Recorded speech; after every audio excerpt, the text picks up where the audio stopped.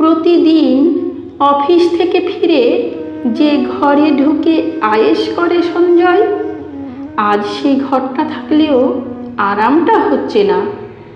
চারিদিক অগোছালো জামা কাপড়ের স্তূপ পড়ে আছে, আনাচে কানাচে ধুলো রয়েছে ছড়িয়ে ছিটিয়ে। বিগত 25 বছরে কোনো দিন হয়নি তো এমন। আসলে প্রতিমা যে বড় পরিপাটি রাখত সব কিছু, তাই বোধ হয় ইট কাঠের দেওয়ালটা কখন যেন অজান্তেই ঘর হয়ে উঠেছিল। খাবার টেবিলে বসে খেতে গিয়েও হোঁচট খেল সঞ্জয়।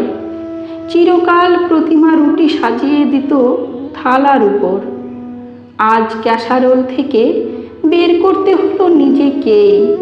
রান্নার মাসির রান্না করে যাওয়া খাবার চিবোচ্ছে ও আনমনে। খাবার আছে কিন্তু স্বাদ নেই, এমন কেন হচ্ছে? প্রতিমার করা রান্না তো বড় তৃপ্তি হতো খেয়ে। ও কি এক্সট্রা দিত, যত্ন আর ভালোবাসা। তার জোরেই কি খাবারগুলো অত সুস্বাদু হয়ে উঠত তবে? রান্নার লোকের রান্নায় ওটা মিসিং বলেই কি খাবারগুলো আজ এত বিস্বাদ লাগছে? বিছানায় শুতে এসেও ধাক্কা লাগলো। বিছানা করে দিয়েছে বিমলা মাসি, কিন্তু সে বিছানায় কোনো আন্তরিকতা নেই যেন। সবটাই কেমন দায় সারা গোছের। মোবাইলে 6টার অ্যালার্ম দিল সঞ্জয়। আর তো কেউ নেই যে ভোরে উঠে ডেকে দেবে। প্রতিমা সঞ্জয়ের স্ত্রী, 25 বছরের বিবাহিত জীবন। ছেলে মৃদুলের জন্মের পর থেকেই আলাদা করে আর কখনো ওকে নিয়ে ভাবেনি সঞ্জয়। ভাবার প্রয়োজনও তো ছিল না, বরং ক্রমাগত ওর মুটিয়ে যাওয়া শরীর দেখে বিরক্তই লাগতো সঞ্জয়ের। কতবার তো বলেও ছিল ওকে, এমন বিশ্রী চেহারা হচ্ছে কেন তোমার? আমার অফিসের মিসেস বোস সুলতা চ্যাটার্জিদের তো এমন চেহারা নয়। ওরা তো তোমারই বয়সী, তাহলে তোমার সমস্যাটা কোথায়? সারা দিন তো বাড়িতেই বসে থাকো, আরামের জীবন, তাও কি একটু মেনটেন করতে পারো না? এই কথাগুলো ছুড়ে দিয়েই খালাস হতো সঞ্জয়। প্রতিমার প্রতিক্রিয়া কি হলো এসব শুনে তা দেখার কথা মনেই আসেনি কখনো।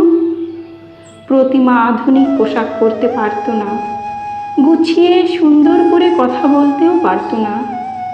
তাই ওকে অফিস পার্টিতে নিয়ে যেতে লজ্জা লাগত সঞ্জয়ের।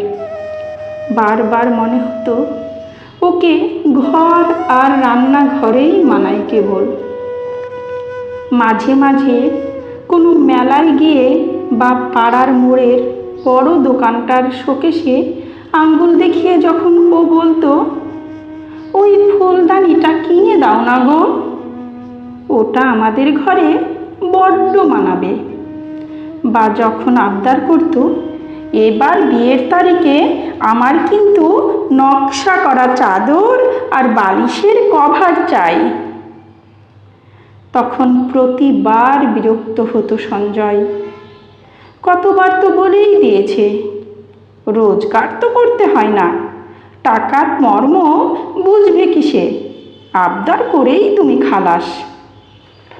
অফিসে থাকাকালীন প্রায় ফোন করতো প্রতিমা, এই তুমি খেয়েছো তো, বৃষ্টিতে ভেজোনি তো?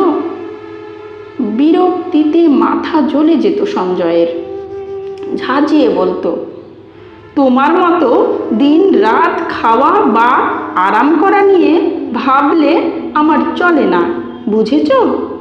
রোজগার করতে হয়। অবশ্য তুমি বুঝবেই বা কী করে সেসব?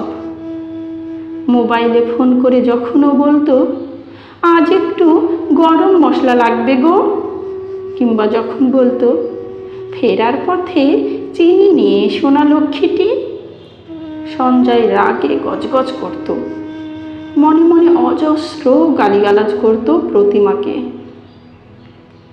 আজ আর প্রতিমা নেই। মাসখানেক আগে হঠাৎ চলে গেল। আচমকা ধরা পড়ল ক্যান্সার। 2 মাসেই সব শেষ। আজ আর কেউ ফুলদানি বা বেডশিট কিনে দিতে বলে না সঞ্জয়কে। তাই শ্রীহীন হয়ে পড়ে থাকে ঘরটা। 4 দেওয়ালের বাক্সের মতো লাগে। কেউ ফোন করে চিনি বা গরম মশলা আনতে বলে না। তাই খাবারগুলো কেমন যেন বিস্বাদ। রান্নার মাসি মাইনা নিয়ে কাজ করে।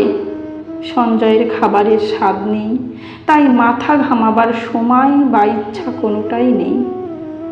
বৃষ্টিতে ভিজলেও কেউ ফোন করে না সঞ্জয়কে। খাওয়া না হলেও কেউ বলে না খেয়ে নাও গো। অর্থ উপার্জনের ভারী দম্ভ ছিল সঞ্জয়ের। উপার্জন তো সে আজও করে। তাহলে এমন ছন্ন ছাড়া কেন হয়ে গেল জীবনটা? সব কি তাহলে বেঁধে রাখত সেই মানুষটাই? চোখ দিয়ে জল পড়ছে সঞ্জয়ের।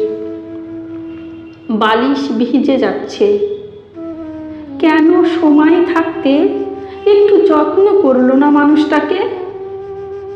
আসলে 4 দেয়ালের এই বাড়িতে ঘর তো সেই করে তুলেছিল মমতা আর ভালোবাসায়। রোজ নামচার দিন গুজরানকেও তো আরামের জীবন সেই করে তুলেছিল অক্লান্ত পরিশ্রমে। আমাকে ক্ষমা করো প্রতিমা। তুমি না থাকলে যে জীবনটা এত বিষাদ হয়ে যাবে বুঝিনি।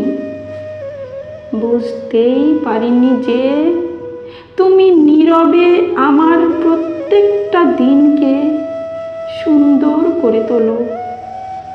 বুঝতে পারিনি শুধু তোমার এত বছরের ভালোবাসায় এই ইট কাঠের বাড়িটা কখন যেন শান্তির এক ফালি ঘর হয়ে উঠেছে।